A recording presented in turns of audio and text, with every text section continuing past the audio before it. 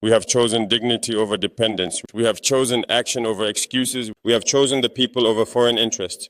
Fellow citizens of Burkina Faso, Africans across the continent and diaspora, friends of justice and sovereignty worldwide, I stand before you today not just as a soldier or a head of state, but as a son of the soil, a humble servant of the people, and a firm believer that Africa must rise by her own strength for her own destiny. When I took responsibility for this nation in September 2022, our people were under siege.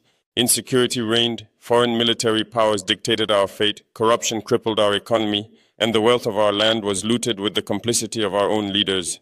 The state was weak, the people were afraid, and hope was fading. But we said enough. We reclaimed our sovereignty. We asked foreign troops to leave. We rejected neo-colonial dictates. And we told the world Burkina Faso will no longer kneel. Security, a nation reborn in resistance.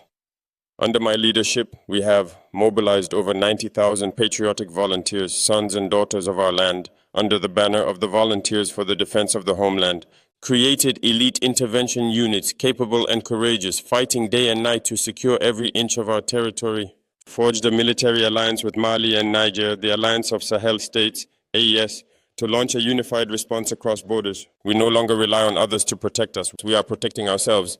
Economy from exploitation to empowerment. Unlike previous governments that handed over our gold and resources to foreigners, we have nationalized key gold mines, reclaiming what is ours and reinvesting it into our people. Built Burkina Faso's first gold refinery, allowing us to process and profit from our own wealth. Banned illegal gold export licenses and established a national gold reserve to secure our economic future. Agriculture from hunger to abundance. Instead of food aid, we are building food sovereignty. Launched a national agro-pastoral offensive providing tractors, water pumps and tools to our farmers. Boosted local crop production by the hundreds of thousands of tons. Opened the first tomato processing plant in Francophone Sub-Saharan Africa. Built by Burkinabe for Burkinabe. Industry and infrastructure from dependency to productivity. While past regimes waited for foreign investors, we built a new cement factory employing hundreds of our youth. Expanded and modernized Bobo Dioulasso Airport, reconnecting Burkina to the skies with a revived Air Burkina. Solar farms, thermal plants, and rural electrification projects so no child studies in darkness again. Health and education, from neglect to national priority. Contrast to those who watched our hospitals collapse, we delivered mobile clinics across rural areas, funded 4,000 free cataract surgeries, restored vision and dignity, built science high schools in all 13 regions, expanded scholarships, and employed local cotton in school uniforms. Governance, from corruption to people power, where they paid themselves first and left our people last.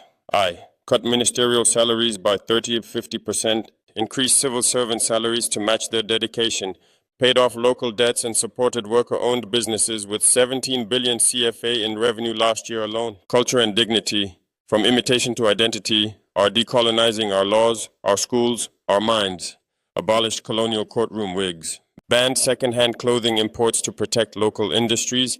Reintroduced African languages, African dress, and African pride. We are not just fighting a war with guns, we are waging a war for our identity. To the world, those who watched Burkina Faso in silence as it burned, we are no longer waiting for your permission. To those who exploited our land and left us in hunger, we are now reclaiming our wealth. To those who ask if democracy can exist under revolution, we answer with schools, with hospitals, with unity. My promise to you remains unchanged. This land belongs to us. This fight belongs to us. This future belongs to us. And we will never back down. Let this message echo from Ouagadougou to Johannesburg, from Bamako to Kinshasa, from Harlem to Accra. Africa is rising. And Burkina Faso is leading by example. Long live Burkina Faso. Long live the African people. Long live the United States of Africa.